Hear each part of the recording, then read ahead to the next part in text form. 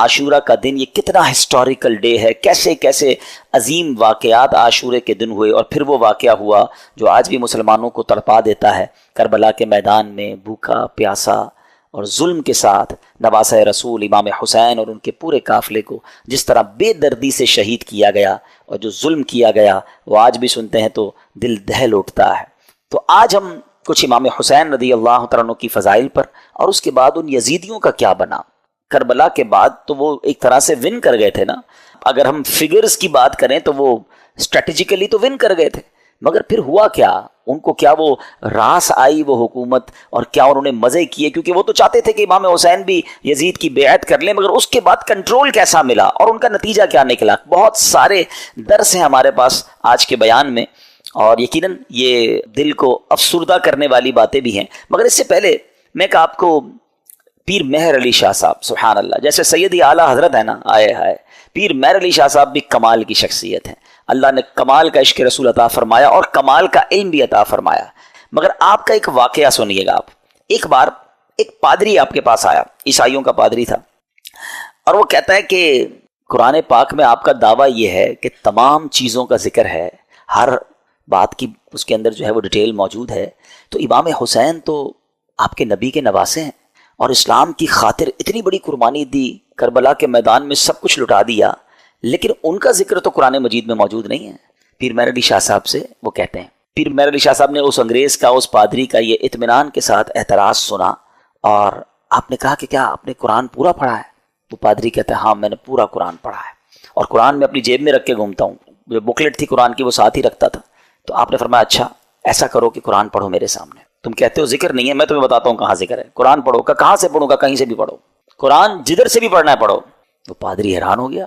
اب قرآن اسٹارٹ کرنے سے پہلے اس نے پڑھی بسم اللہ الرحمن الرحیم۔ پیر مہر علی شاہ صاحب نے کہا بس رک جاؤ، بسم اللہ الرحمن الرحیم پڑھی ہے نا، تو اب غور سے سنو۔ اور آپ نے فرمایا کہ بسم اللہ شریف کے علم الاعداد کے لحاظ سے 786 اعداد ہیں، آپ بھی جانتے ہوں گے 786 یہ جو ہے نا اعداد بنتے ہیں، یہ ایک پورا علم ہے علم الاعداد کا۔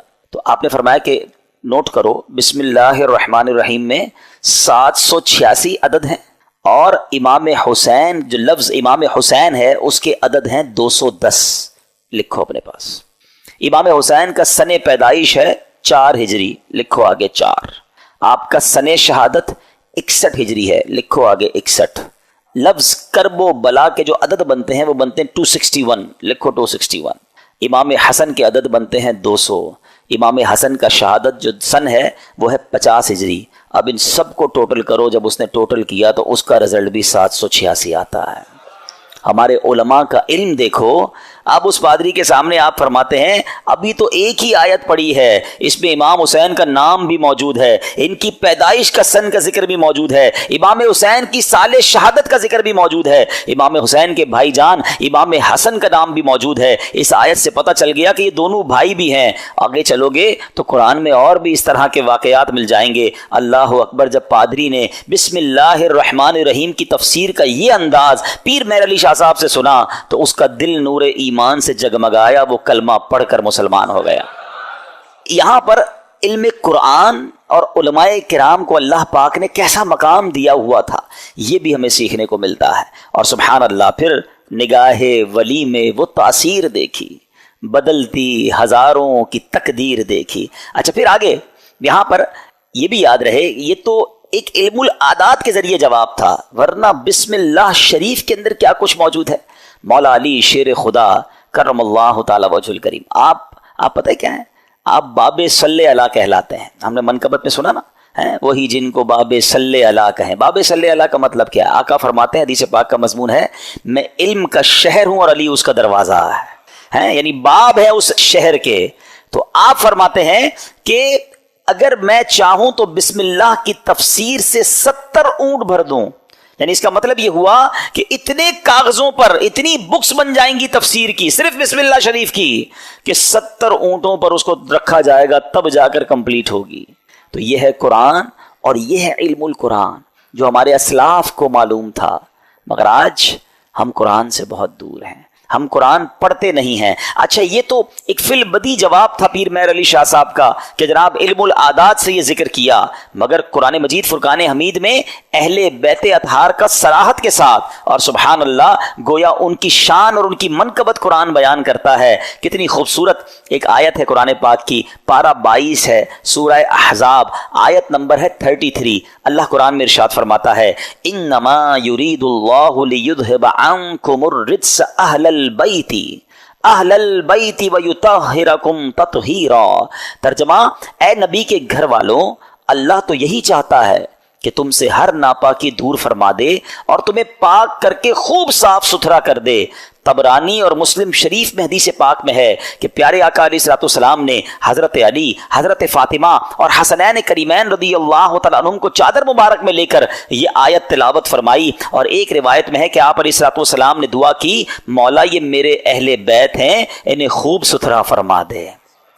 سبحان اللہ۔ اسی آیت کے بارے میں مولانا حسن رضا خان صاحب لکھتے ہیں نا، ان کی پاکی کا خدائے پاک کرتا ہے بیان، ان کی پاکی کا خدائے پاک کرتا ہے بیان، آیا تطہیر سے ظاہر ہے شان اہل بیت، یعنی ان کی شان قرآن بیان کر رہا ہے۔ تو امام حسین کا ذکر بھی ہو گیا نا، امام حسن کا ذکر ہوا، بی بی فاطمہ کا ذکر ہوا، اللہ اکبر۔ اور آگے چلیے ایک اور جگہ سورہ شورى آیت نمبر 23 میں اللہ ارشاد فرماتا ہے قُل لَا أَسْأَلُكُمْ عَلَيْهِ أَجْرًا إِلَّا الْمَوَدَّةَ فِي الْقُرْبَى۔ اللہ قرآن میں فرماتا ہے تم فرماؤ میں اس پر تم سے کوئی معاوضہ طلب نہیں کرتا مگر قرابت کی محبت۔ نبی پاک نے کیا فرمایا؟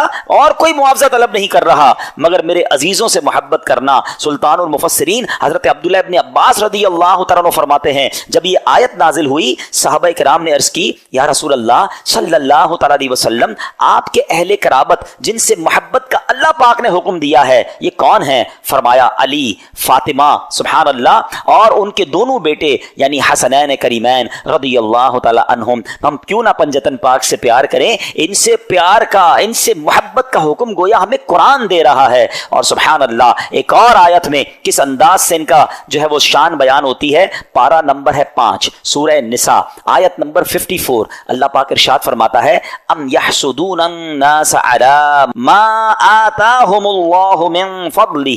ترجمہ، بلکہ یہ لوگوں سے اس چیز پر حسد کرتے ہیں جو اللہ نے انہیں اپنے فضل سے عطا فرمائی ہے۔ حضرت امام باقر رضی اللہ تعالیٰ عنہ فرماتے ہیں اس آیت کریمہ میں بیان کیے گئے وہ لوگ جنہیں اللہ پاک نے اپنا فضل عطا کیا اور جن سے کافر و منافق حسد کرتے ہیں، خدا کی قسم یہ ہم اہل بیت ہیں۔ خود امام باقر نے گویا اس کی تفسیر کی کہ جن کے بارے میں یہ ذکر ہو رہا ہے یہ ہم اہل بیت ہیں۔ سبحان اللہ، یہ مقام ہے اہل بیت کا۔ ایک جگہ نبی پاک علیہ الصلوۃ والسلام کیا خوب فرماتے ہیں، حدیث کا مضمون ہے کہ میری اہل بیت میری امت کے لیے کشتی نوح کی مانند ہے، جو اس میں سوار ہو جائے گا وہ پار لگ جائے گا۔ اچھا یہ کس کے لیے کہا؟ اہل بیت کے لیے۔ ذرا توجہ کیجیے گا اعلیٰ حضرت کا کس طرح حدیثوں پر یوں سمجھیے کہ عبور تھا اور کیا انداز تھا، اور آپ کو سمجھ آ جائے گی بات کہ اہل بیت کو کیا کہا؟ کشتی کہا۔ ایک جگہ نبی پاک کی حدیث ہے اصحابی کالنجوم فبأیہم اقتدیتم اہتدیتم۔ آقا فرماتے میرے صحابہ ستاروں کی مانند ہیں، ان میں سے جس کی بھی پیروی کرو گے تم کامیاب ہو جاؤ گے، ہدایت پا جاؤ گے۔ اب ذرا میرے ساتھ رہیے گا، صحابہ کو کیا کہا؟ ستارے، سٹارز۔ کیا کہا؟ ستارے۔ اور اہل بیت کو کیا کہا؟ کشتی ہے۔ اچھا اب دونوں سے ہمیں تو محبت کرنی ہے، دونوں کا پیار دل میں ہونا یہ ایمان کے لیے ضروری ہے۔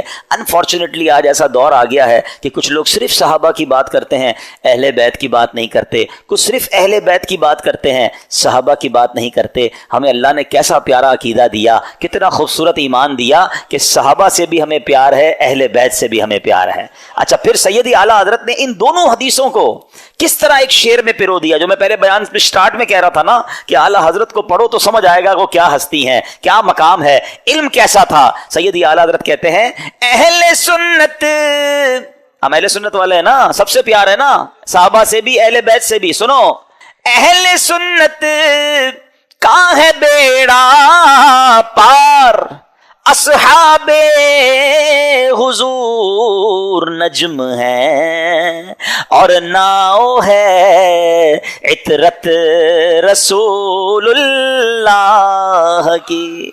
कहते हैं अहले सुन्नत वालों का तो बेड़ा पार ही लगना है। अब जो थोड़ा सा स्टडी करते हैं कि ये जो समुंदर पार करने के लिए दो चीजें बड़ी जरूरी हैं, अच्छी कश्ती और सितारे हैं। अब तो कंपास वगैरह आ गए, वरना पहले सितारों से ही रास्ता तलाश किया जाता था। तो फरमाया हमारा तो बेड़ा पार होना है, कश्ती जो है हमारी जो अहले बैत है और सितारे जो हैं वो हमारे सहाबा हैं, दोनों का प्यार दिल में है, दोनों को फॉलो हम कर रहे हैं, इंशाअल्लाह बेड़ा पार लग जाना है। तो ये है अहले बैत। अच्छा, अब अहले बैत को जरा वसी तरीके से एक ब्रॉड मेंटालिटी के साथ समझिए कि इसमें कौन कौन शामिल है। खास अहले बैत का जिक्र तो आपने सुन लिया कि नबी पाक ने अपनी चादर में बीबी फातिमा और हसनैन करीमैन को लिया, एक जगह मौला अली के बारे में फरमाया गया, लेकिन यानी अहले बैत में शामिल किस किस को किया गया, उलमा फरमाते हैं, और भी कुरान पाक की चूंकि आयात हैं, तो अहल का माना है वाला और बैत का माना है घर, यानी अहले बैत का मतलब हुआ घर वाला।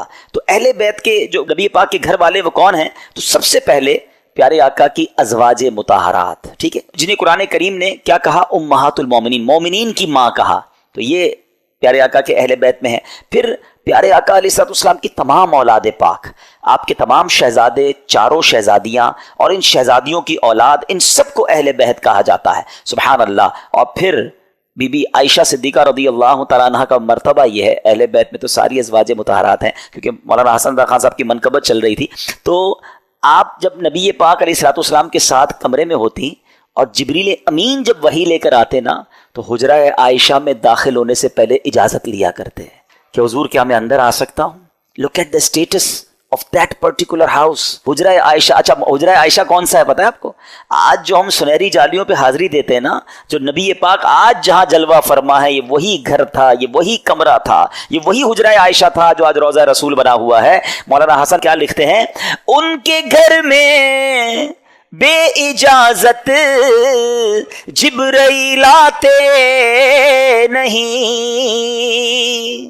उनके घर में बे इजाजत जिब्राइल आते नहीं, कद्र वाले जानते हैं कद्र शाने अहले बैत। तो बहरहाल अहले बैत की क्या बात है, सुभान अल्लाह। ये घराना मेरे हुजूर का है। और फिर इसी घराने के चश्मो चिराग इमाम हुसैन रज़ियल्लाहु ताला अन्हु ने जो कुर्बानी की दास्तान रकम की, सुभान अल्लाह, नाना के दीन के परचम को अपना सर कटाकर बुलंद कर दिया। इमाम हुसैन ऐसी बाकरामत शख्सियत हैं कि आप की जो विलादत है ना, आपकी जो बर्थ है, वो बर्थ भी करामत है। आप 6 महीने में, आपका जो हमल था, माँ के पेट में आप रहे, वो 6 महीने रहे। और याद रहे कि पूरी दुनिया में सैयदुना याहया अलैहिस्सलाम और इमाम आली मकाम इमाम हुसैन के अलावा कोई ऐसा बच्चा जिंदा नहीं रहा जिसकी मुद्दत हमल 6 माह हुई हो। यानी आप फ्रॉम द डे 1 आपकी विलादत ही करामत है। और सुभान अल्लाह, आपके रुखसार मुबारक का हाल ये था, आपके चेहरे पर नूर ऐसा था कि आपके दोनों रुखसार से ऐसा नूर निकलता था कि कमरे और दीवारें रोशन हो जाया करती थी। और क्यों ना हो, किसके नवासे हैं, किन के फूल हैं, आका की निगाहों के तारे हैं। और फिर तो जब तो कहते हैं, मिलकर पढ़ लें, तेरी नस्ल पाक में है बच्चा बच्चा नूर का, तेरी है बच्चा बच्चा नूर का, तू है ऐन नूर तेरा सब घराना नो। सुभान अल्लाह। अब ये जो इमाम हुसैन रज़ियल्लाहु तआला अन्हु जब करबला के लिए रवाना हुए ना, तो आपसे मजीद करामतों का ज़ुहूर हुआ। और उलमा कहते हैं ये जो करामतें थी ना, बेसिकली ये इत्माम हुज्जत के लिए थी, मजीद उनको समझाने के लिए थी कि देखो मैं कौन हूं, मेरे साथ कैसे मामलात हो रहे हैं, मुझ पर जुल्म न करो। मगर उन जालिमों की आंखों पर लालच का ऐसा पर्दा था। इमाम हुसैन फर्स्ट ऑफ ऑल आपने मदीने से कूच किया और अब मक्के आया। अब इसी रास्ते में सैयदना इब्ने मुती रहमतुल्लाहि तआला से मुलाकात हुई। उन्होंने अर्ज़ की कि हुजूर मेरे कुएं का पानी बहुत कम है, बराए करम आप दुआए बरकत से नवाज दीजिए। आप रज़ियल्लाहु तआला अन्हु ने उस कुएं का पानी तलब किया اور جب پانی کا ڈول حاضر کیا گیا تو آپ نے اس میں سے پانی کچھ پیا بھی، نوش بھی فرمایا اور کلی بھی کر دی، اور ڈول کو واپس کنویں میں ڈال دیا گیا۔ جب وہ پانی جو ہے وہ کنویں میں گیا، کنویں کا پانی بھی بڑھ گیا اور میٹھا اور لذیذ بھی ہو گیا۔ سبحان اللہ۔ تو یہ امام حسین کی کرامتوں کا سلسلہ رہا۔ اس کے بعد جب آپ بالکل ایگزیکٹلی 10 محرم الحرام کا دن آ گیا، یاد رہے کہ وہ دن جمعہ کا دن تھا، 10 محرم الحرام جب یہ واقعہ ہوا، کربلا کے میدان میں آپ خطبہ ارشاد فرما رہے ہیں، ان کو سمجھا رہے ہیں کہ دیکھو میں کون ہوں، یہ ظلم مت کرو۔ تم کیا جواب دو گے جس کا کلمہ پڑھتے ہو اس نبی علیہ الصلوۃ والسلام کو؟ اس وقت آپ کے جو خیمے تھے جہاں خاندان کے افراد تھے، وہاں خندق میں ایک آگ بھی جل رہی تھی۔ تو ایک بد زبان یزیدی نے بکواس کرتے ہوئے کہا کہ اے حسین، تم نے وہاں کی آگ سے پہلے یہی آگ لگا دی ہے۔ یعنی معاذ اللہ وہ یہ کہنا چاہ رہا تھا کہ اے حسین، مرنے کے بعد بھی تمہیں جہنم کی آگ میں جانا ہے۔ امام علی مقام نے جب یہ سنا تو آپ نے کہا کہ اے دشمن خدا، تو جھوٹا ہے، کیا تو یہ گمان کرتا ہے کہ میں دوزخ کی آگ میں جاؤں گا؟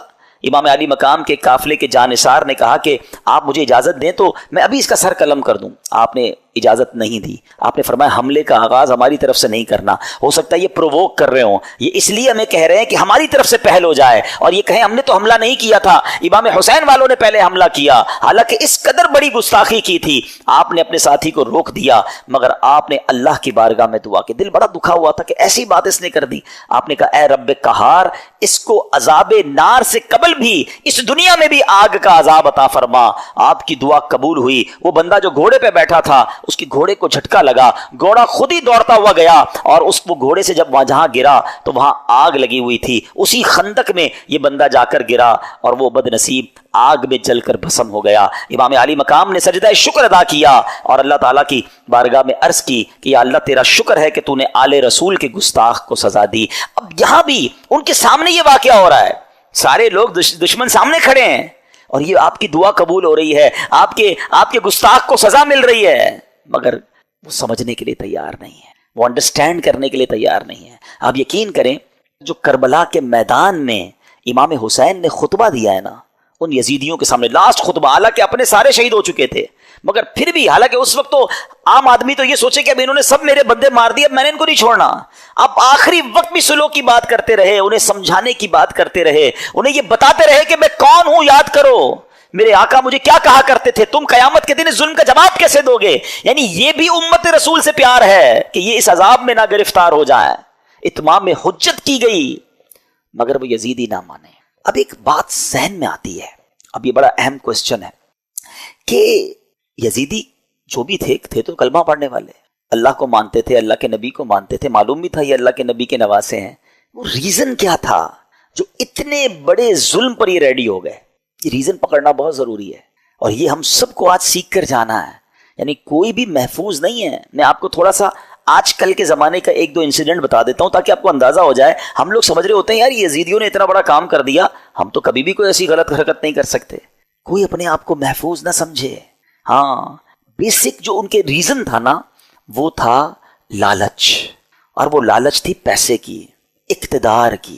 جب یہ لالچ طاری ہوتی ہے نا انسان پہ، پہلے تھوڑا سا سمجھیے گا، آپ کو لگتا ہے یار مجھ پہ کچھ بھی ہو جائے میں ایسا ظلم تھوڑی کر سکتا ہوں، کتنا بھی پیسہ مجھے کوئی دے دے میں جان دے دوں گا، کبھی کسی کو قتل نہیں کروں گا، نواسہ رسول تو بہت دور کی بات ہے۔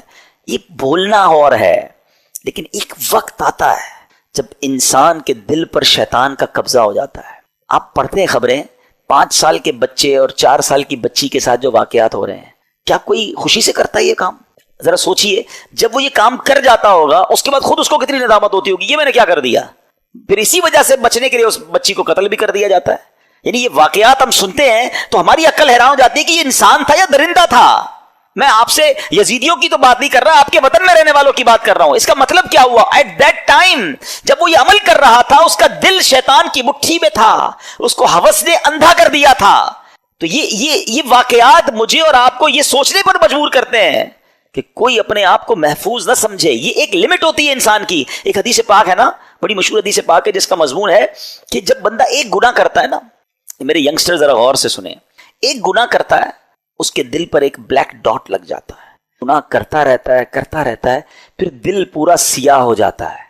اب اس پر ہدایت کی کوئی بات اثر نہیں کرتی، یہ جو روز شراب پیتے ہیں، جناب پارٹی کرتے ہیں، حرام کام کرتے ہیں اور گندی چیزیں دیکھ رہے ہوتے ہیں، دوستوں میں بیٹھے گناہ کر رہے ہوتے ہیں، نمازیں قضا کر رہے ہوتے ہیں، اپنے آپ کے بارے میں یہ ضرور سوچ رہے ہوتے ہیں کہ میں اتنا بھیانک کام نہیں کروں گا، مگر ایک وقت آتا ہے کہ دل سیاہ ہو جاتا ہے۔ اب وہ دل ہے شیطان کے ہاتھ میں، وہ ایسے ایسے کام کروا سکتا ہے کہ آپ تصور بھی نہیں کر سکتے۔ یار بندہ ماں کو قتل کر دیتا ہے، ہم نے نہیں سنے واقعات، کیسے پاسبل ہے کہ اپنی ماں کو مار دے؟ لیکن ایک لمٹ ہوتی ہے، اس کے بعد انسان جب اوور لمٹ ہوتا ہے تو شیطان جو چاہے اس سے کروا لیتا ہے۔ تو اللہ سے توبہ کرتے رہا کرو، اور اس کا بیسٹ طریقہ یہ ہے کہ گندے اور برے ماحول سے اپنے آپ کو بچائیں۔ جو ایسے لوگوں میں اٹھتے بیٹھتے ہیں نا، جو ہر وقت حرام چیزوں کی باتیں کر رہے ہوتے ہیں، یار پیسہ ہونا چاہیے تبھی زندگی میں مزہ ہوگا، جدھر سے بھی آتا ہے آنے دو، بس پیسہ بڑھنا چاہیے، ابھی تو ہم نے وہ رکھنا ہے، ابھی تو ہم نے وہ لینا ہے۔ میں ایک جگہ بیٹھا تھا، یہ باتیں ہو رہی تھی، میں نے کہا یار کیا کریں گے اتنا پیسہ؟ تو ایک بندہ کہتا ہے میں نے تو خواب دیکھا ہوا ہے 6,000 کروڑ کی یاچ لوں گا۔ وہ کیا ہوتا ہے؟ کوئی پانی کے اندر کوئی جہاز ہوتا ہے؟ میں نے کہا یار دیکھو کراچی کے رہنے والے نے بھی ایسا خواب دیکھا ہے، اب اتنے بڑے جس نے خواب دیکھے ہیں تو پھر اس کو کہاں سے قناعت اور کہاں سے صبر آئے گا؟ اللہ کی رضا پر راضی رہنا ہم کب سیکھیں گے؟ تو بہرحال میرے پیارے اسلامی بھائیوں، سوچو اس بات کے، یہ کیسے، اس ریزن کو پکڑیے، یزیدیوں کے ایسا کیا ہو گیا تھا کہ یہ اندھے ہو گئے تھے؟ آج بھی بندہ اندھا ہوتا ہے، ہاں ظلم کرنے والے نہیں دیکھے آپ نے؟ بندوں کو ڈرل کرتے ہیں، ہاتھ پیر کاٹتے ہیں، قتل کر دیتے ہیں، پیسے چاہیے قتل کرنے کے لیے، تو وہ کیسے تیار ہو جاتے ہیں؟ ان کا دل سیاہ ہو گیا، اب ان سے کچھ بھی کروا لو۔ یہ شراب ہے نا، اس کو ام الخبائث کہا گیا، برائیوں کی ماں۔ یہ وہ چیز ہے کہ اس کا جو عادی ہو جائے، اب شراب کے علاوہ بھی عجیب عجیب نشے آ گئے، نشے میں گرفتار جو ہوا نا، اب اس کو ماں بہن کی بھی تمیز نہیں ہے، اس کو کسی کی بھی تمیز نہیں ہے، وہ کر جائے گا جو کوئی سوچ ہی نہیں سکتا، اور اس کے بعد وہ خود بھی شرمندہ ہوگا کہ یہ میں نے کیا کیا، نشے میں تھا۔ تو یہ وہی بات ہے کہ بندہ جب برائی کی طرف جاتا ہے تو ایک کے بعد دوسری، دوسری کے بعد تیسری، تیسری کے بعد چوتھی۔ یہ غور کیجیے، یہ بات ہمیں یہ سمجھنی ہوگی کہ ہمیں اپنے آپ کو گناہوں سے بچانا ہے، ورنہ یزیدی راستے پر چلنے میں دیر نہیں لگتی، جس کو پیسے کی لالچ نے گھیرا ہوا ہے۔ اچھا ایک اور عجیب بات بتاؤں میں آپ کو، ہم دل کو عربی میں کیا کہتے ہیں؟ قلب۔ کیا کہتے ہیں؟ امراض قلب لکھا ہوتا ہے نا، قلب موٹے کاف سے۔ اس کا مطلب کیا ہے؟ میننگ آف قلب، منقلب ہونے والا، بدلنے والا۔ یہ جو دل ہے نا، یہ بدلتا رہتا ہے۔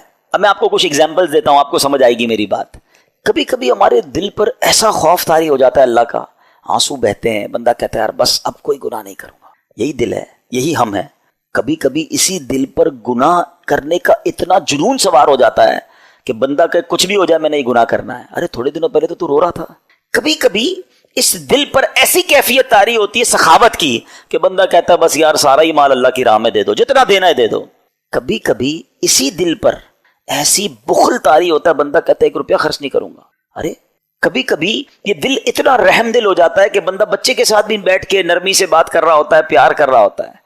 اور کبھی کبھی یہ دل اتنا سخت ہو جاتا ہے کہ بندہ کسی پر رحم کرنے کے لیے تیار نہیں ہوتا۔ یہ ساری کیفیتوں میں ہم گزرتے ہیں، ہاں ہم سب گزر رہے ہوتے ہیں۔